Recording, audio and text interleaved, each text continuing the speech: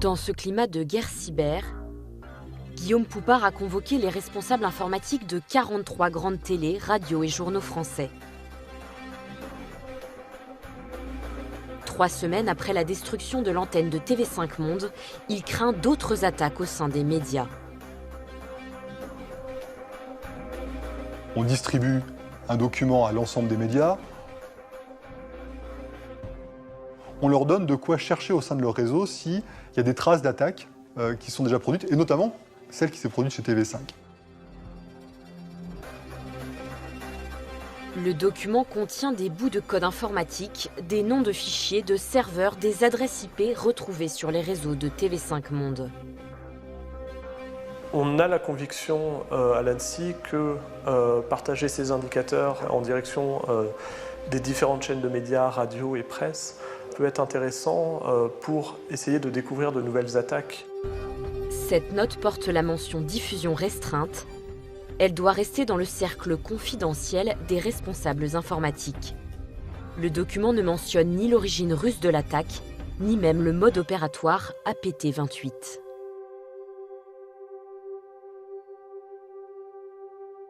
Emmanuel Paquette est journaliste au magazine L'Express. Il suit depuis plusieurs années les problématiques cyber. Grâce à des sources, il entend parler de cette réunion et parvient à se procurer le fameux document distribué par l'ANSSI. Il va mener sa propre investigation. Je donne les marqueurs, donc les empreintes numériques laissées par les assaillants chez TV5 Monde, à 2 experts de la cybersécurité, un privé et un particulier que je connais. C'est plutôt un hacker pour le coup. Et les 2 travaillent de leur côté et assez rapidement arrivent tous les 2 à la même conclusion. Je m'attendais à ce que ce soit effectivement une confirmation du cybercalifate. Et en réalité, derrière ce groupe se cache APT28, qui serait proche des intérêts russes. Le journaliste se fait confirmer l'information par le parquet en charge de l'enquête. Pourtant, l'ANSSI se refuse à tout commentaire. Emmanuel Paquette contacte alors le premier concerné, le directeur de TV5. On ne nous l'avait pas dit officiellement. Comme évidemment l'Express m'appelle et me demande de confirmer, j'appelle l'ANSSI en disant hey, là maintenant il faut nous dire les choses clairement. Un type de l'Express qui est un vrai spécialiste de ces questions-là nous dit voilà, que c'est les Russes. Je confirme. Alors ils étaient très emmerdés. Parce que ça serait mieux de ne pas le dire, il ne faut pas en parler. Ben oui, mais si le gars le sait, voilà, on finit par me dire ben oui, c'est les Russes.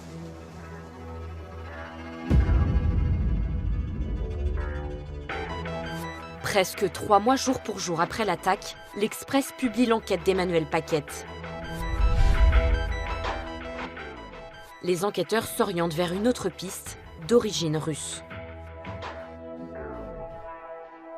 La publication de l'Express, évidemment, n'arrange pas les affaires de l'ANSSI, ni même les investigations, tout simplement parce qu'on n'est pas coutumier d'attribuer dans les médias des attaques informatiques.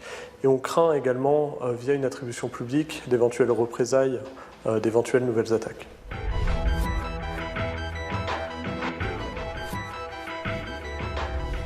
L'information est reprise dans le monde entier, aux États-Unis, en Angleterre, en Allemagne ou encore en Espagne. Car c'est la première fois qu'un média est saboté. L'ANSSI n'était pas très content que je partage les empreintes numériques laissées par les assaillants à d'autres personnes. J'ai eu des messages plutôt indirects me disant de les garder pour moi, voire si je pouvais éviter d'y accéder. Bon, voilà.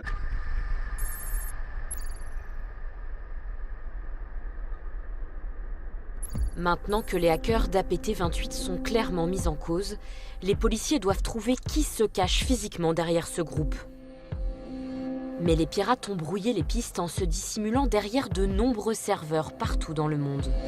Moi, en tant qu'enquêteur, quand je travaille, je remonte la pelote à l'envers. Donc du coup, je pars du serveur compromis, je cherche les connexions, je trouve une connexion, j'identifie un serveur. Il va falloir que j'aille récupérer ce serveur et les informations qui sont dessus pour pouvoir remonter d'un cran vers la connexion suivante. Pendant des mois, les policiers spécialisés travaillent sur les serveurs utilisés pour l'attaque. Mais ils se heurtent finalement à un mur. Certains pays refusent l'accès à leurs machines. D'autres ne conservent pas leurs données. Oui, on a des faisceaux d'indices nombreux et bien forts, mais on ne peut pas amener des éléments de preuve matériels formels. Et surtout, on ne peut pas identifier des personnes physiques. Alors pour nous, c'est très frustrant. Et aujourd'hui, où en est-on de cette affaire? Y a-t-il eu des suites judiciaires? L'affaire a été classée sans suite et aucun de ces hackers russes ne sera jamais traduit en justice. Et les autorités russes n'ont jamais été directement, officiellement mises en cause? Non, mais de toute façon, qu'ils soient mis en cause officiellement ou pas, l'attitude des Russes face à ces accusations est toujours la même. Ils ne prennent pas la peine de démentir. Écoutez cette déclaration de Vladimir Poutine. Это же люди свободные, как художники. Они, значит, настроение у них хорошее, они встали с утра и занимаются тем, что картины рисуют. Также и хакеры. Они проснулись сегодня, прочитали, что там что-то происходит в межгосударственных отношениях. Если они настроены патриотически, они начинают вносить свою лепту, как они считают, правильную, в борьбу с теми, кто как бы плохо отзывается о России. C'est complètement fou ce qu'il dit Vladimir Poutine, on est bien loin des précautions d'usage des autorités françaises. Il semble même justifier les attaques de ces hackers au nom du patriotisme. C'est sans doute au nom de ce même patriotisme que ces artistes, comme ils les appellent, vont lancer une autre attaque massive en juin 2017. Une attaque qui va déstabiliser un pays, qui va coûter des milliards de dollars à des multinationales, dont le français Saint-Gobain, et qui va même mettre en jeu des vies humaines. C'est une guerre à 2500 km de la France. En mars 2014, la Russie annexe la Crimée, rattachée à l'Ukraine. Des années d'affrontements violents au sol, mais aussi dans le cyberespace. Depuis, le pays reste divisé entre l'Ouest pro-européen au pouvoir et l'Est majoritairement pro-russe.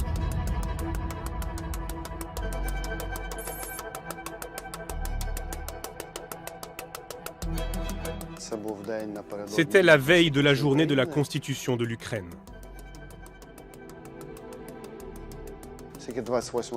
Vu que le 28 c'est un jour férié, je décide que j'irai voir mes parents et mes enfants. L'été, mes parents habitent à la campagne.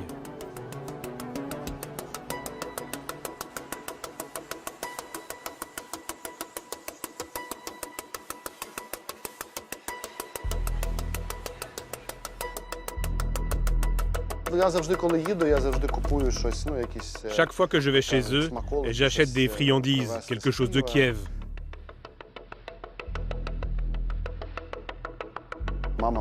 Ma mère adore le salo, du lard ukrainien.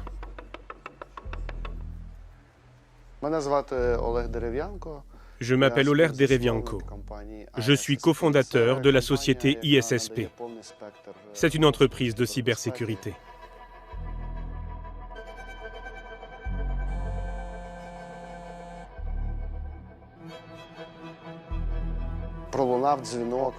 J'ai reçu l'appel d'un ami. Il m'a dit, écoute, quelque chose d'important est en train de se passer. Un gros client vient d'être attaqué.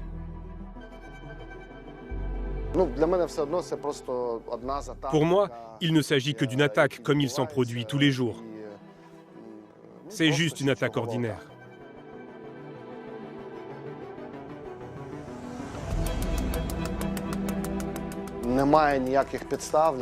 Il n'y a aucune raison que je change mes plans. J'appelle mon partenaire pour lui expliquer la situation. Et il me répond. Écoute, 10 à 15 entreprises m'ont déjà appelé pour me dire qu'elles sont touchées par une forte cyberattaque. C'est sérieux. Tout le système s'arrête et le message de demande de rançon apparaît. Oleg Derevianko comprend que l'alerte est beaucoup plus sérieuse qu'il ne l'imaginait. Il s'arrête dans un restaurant en bord de route pour avoir une connexion Internet.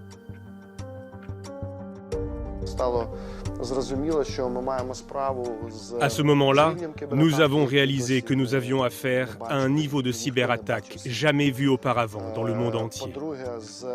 Et aussi à une méthode et une technique d'attaque totalement inédite. Des millions d'ordinateurs sont infectés dans le pays. Sur leurs écrans apparaît ce même message de demande de rançon. Pour récupérer leurs données cryptées, les victimes doivent payer l'équivalent de 300 $ en monnaie virtuelle. Dans les aéroports et les gares, des panneaux d'affichage sont à l'arrêt. Paiement par carte bancaire impossible dans le métro et dans les supermarchés.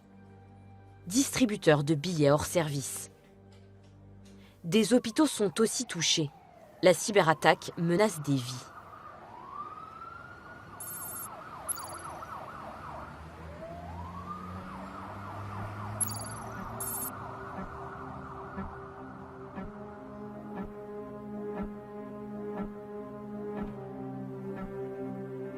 La clinique Boris est l'une des plus réputées de la ville.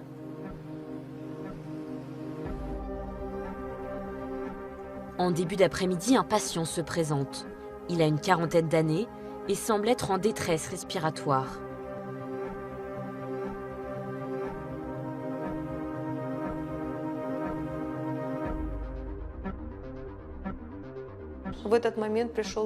Un patient avec une insuffisance coronarienne est arrivé. Cela signifie que l'activité de son cœur souffrait de dysfonctionnement. Il pouvait décéder à n'importe quel moment.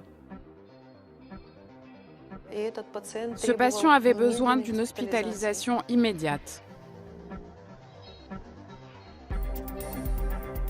En plus de 30 ans d'exercice, le docteur Yelena Botiaï n'a jamais connu une telle panique. Tout le système informatique de la clinique est hors service. Les plannings des médecins et les dossiers des patients se sont volatilisés. Il était très important de vérifier si ce patient avait déjà eu des problèmes cardiaques auparavant, parce qu'il était assez jeune et qu'on devait éviter des erreurs. Il nous fallait savoir quels médicaments il prenait et quels examens il avait déjà faits. Là, il nous dit « Vous avez toutes ces informations dans votre base de données », sauf que nous n'avions plus cette base. La clinique ne peut pas l'opérer sur place. Le patient sera finalement envoyé dans un centre spécialisé.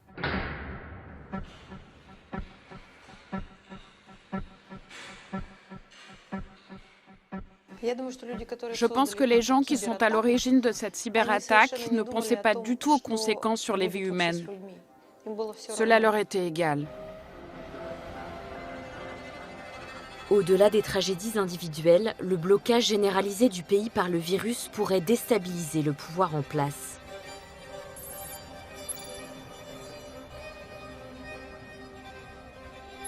Place Maïdan, la Poste doit fermer ses portes.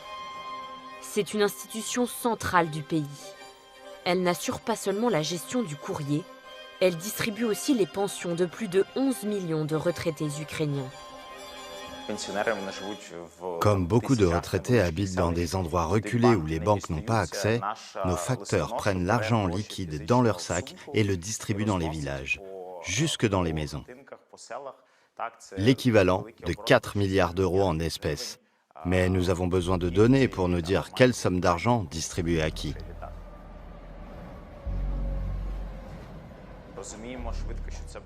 Nous avons rapidement compris que ça pouvait déboucher sur une vague de mouvements sociaux. Les gens penseraient que cette cyberattaque est une fiction, provoquée par l'État dans le but de les tromper. Je pense que ceux qui ont planifié l'attaque comptaient sur ça, semer des troubles sociaux, des chocs dans tout le pays.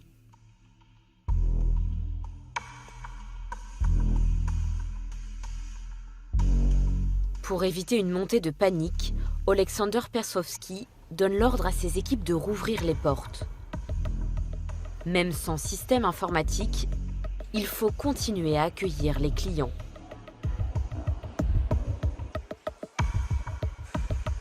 Et pour rassurer les Ukrainiens, il se prête à une conférence de presse diffusée en direct sur les chaînes du pays.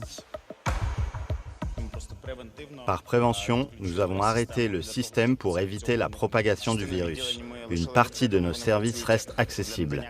Nous pouvons toujours recevoir les clients et distribuer les colis. En revanche, on ne peut faire aucune transaction financière. Les salariés sont mobilisés pour recréer les bases de données des retraités effacés. Ils y parviendront au bout de 2 semaines à l'aide des archives papier, 2 jours avant la date de la distribution des retraites.